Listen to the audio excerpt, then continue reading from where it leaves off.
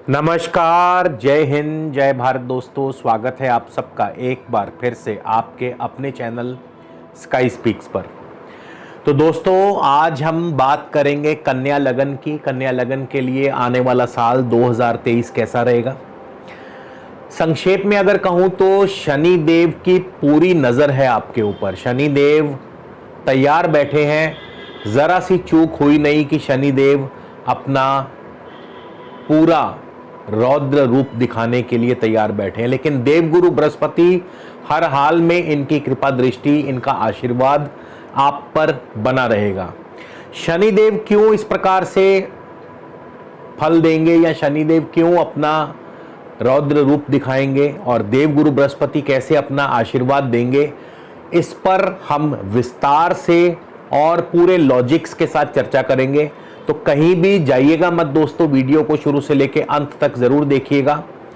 और इसके अलावा यदि आपने अब तक हमारे चैनल को सब्सक्राइब नहीं किया तो कृपया हमारे चैनल को सब्सक्राइब कर लीजिए, ताकि जब भी कोई नया वीडियो हम अपलोड करें तो आप तक पहुंचे सबसे पहले। इसके अलावा यदि आप मुझसे किसी भी प्रकार का निजी परामर्श लेना चाहते हैं तो स्क्रीन पर मेरी कॉन्टैक्ट डिटेल्स आपको मिल जाएंगी। निजी परामर्श पर शुल्क लागू रहेंगे।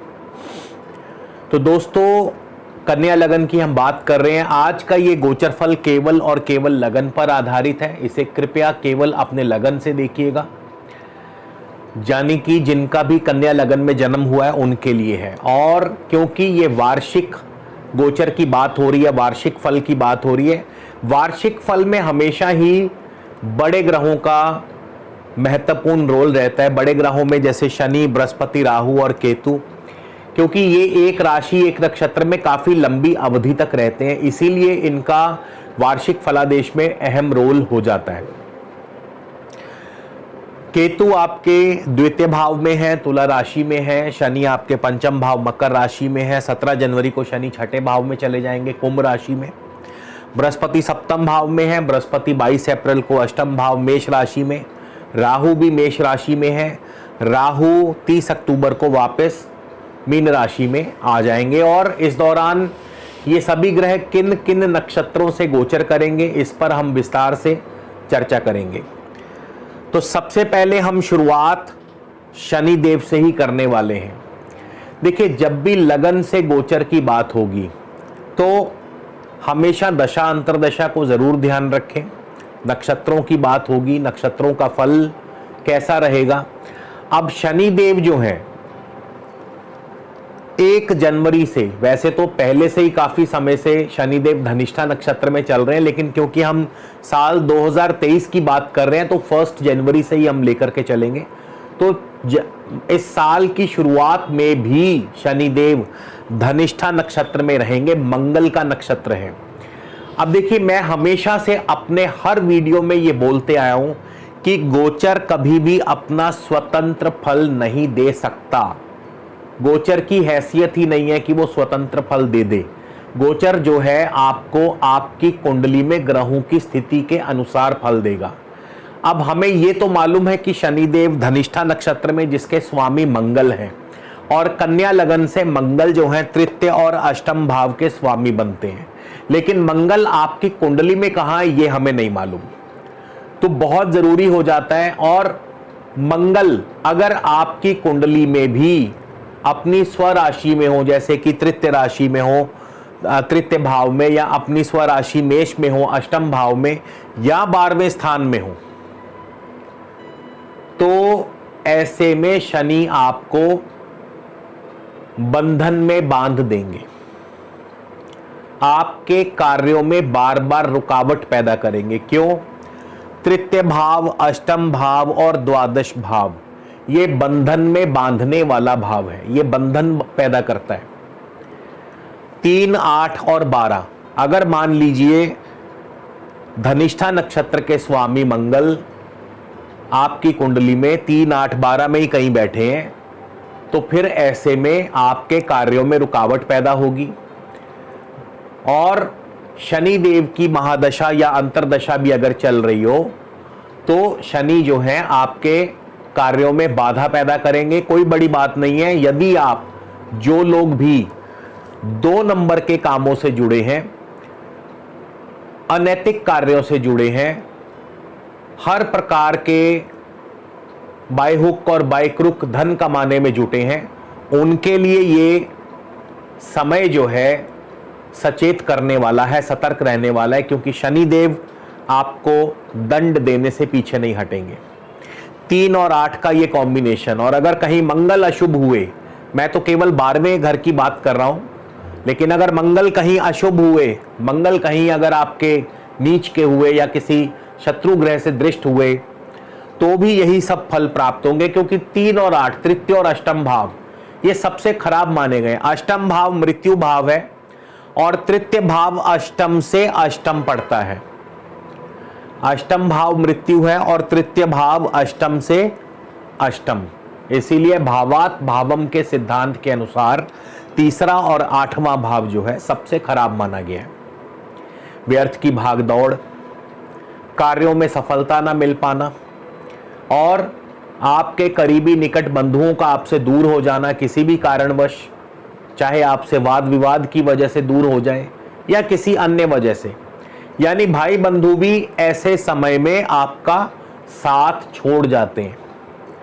तो ये तो शनि की बात है। शनि 14 मार्च को शतभिषा राहु के नक्षत्र में प्रवेश करने वाले। अब राहु भी आपके अष्टम भाव में ही बैठे और मंगल की ही राशि में है।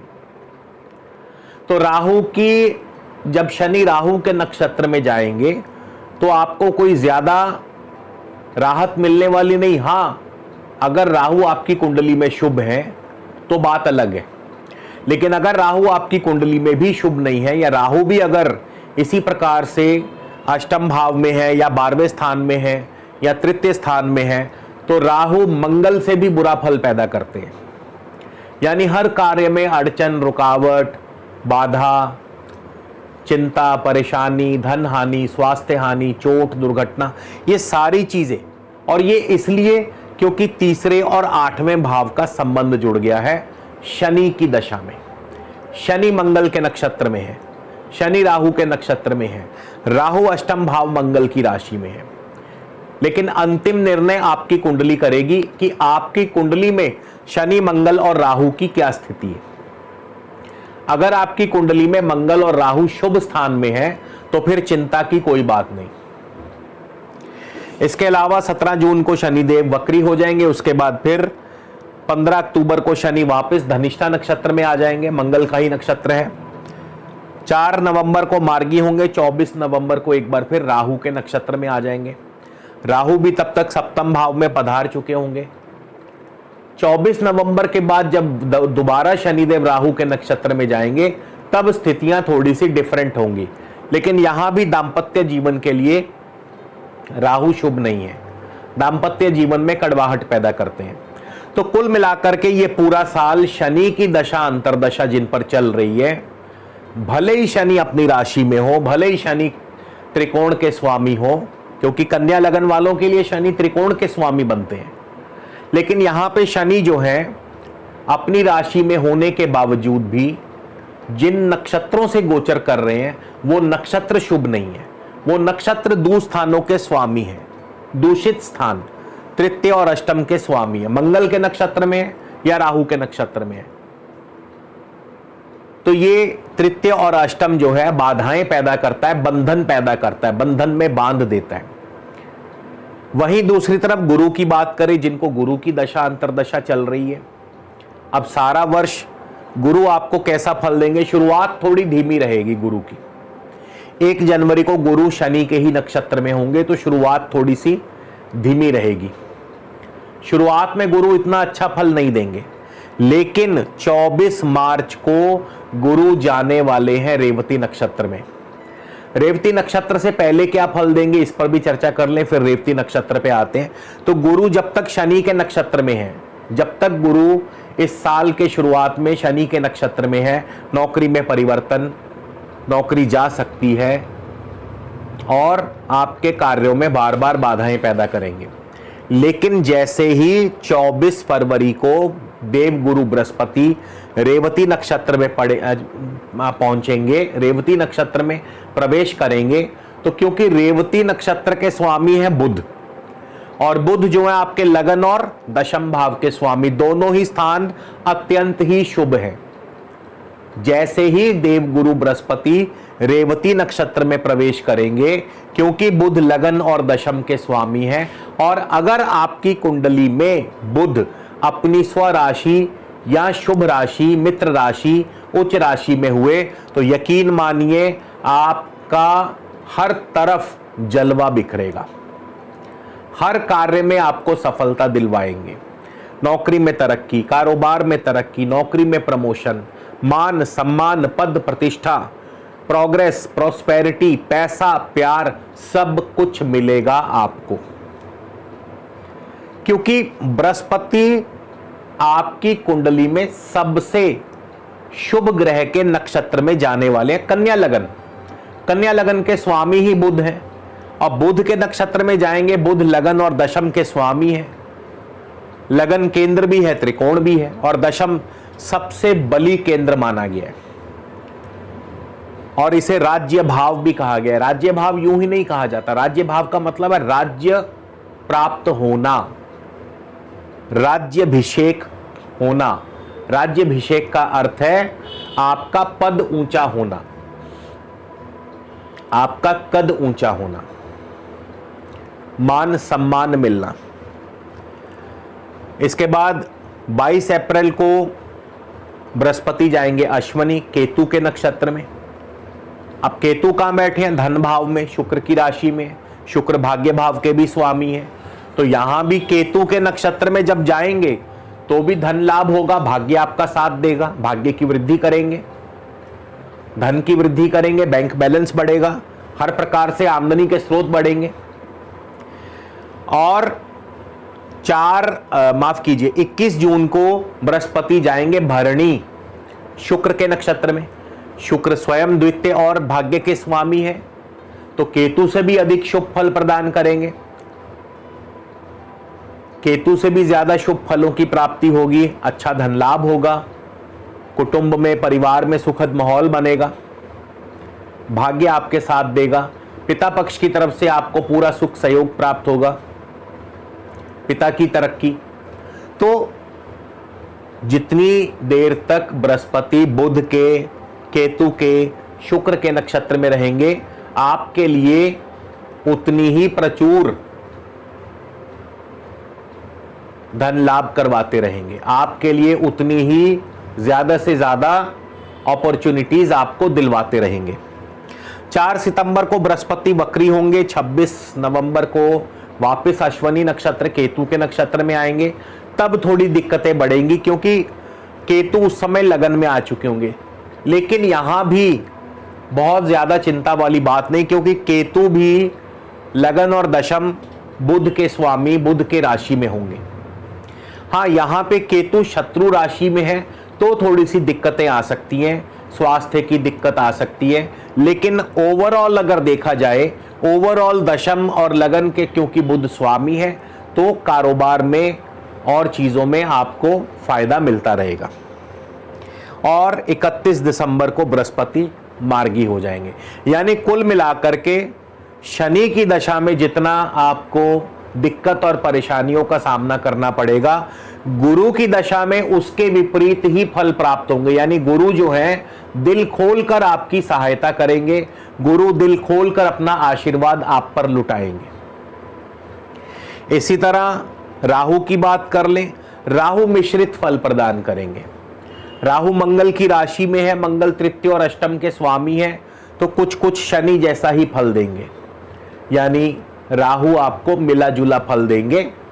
अगर स्वयं राहु आपकी कुंडली में अशुभ है, तो फिर आपको चोट, दुर्घटना, बंधन, जुर्माना, दंड, स्वास्थ्य हानि, धन हानि, ये सभी स्थितियां राहु पैदा करेंगे। लेकिन अगर राहु आपकी कुंडली में शुभ है, तो फिर ऐसे फलों में उतनी ही कमी आ जाएगी। राहु 1 जनवरी को भरणी यानी शुक्र के नक्षत्र में है। शुक्र धन और भाग्य के स्वामी है, तो जाहिर सी बात है धन लाभ भी होगा, भाग्य की वृद्धि भी करते हैं, क्योंकि राहु का नक्षत्रपति शुभ है। इसके बाद 20 फरवरी को राहु केतु के नक्षत्र में चले जाएंगे, आमदनी के स्रोत बढ़ते हैं।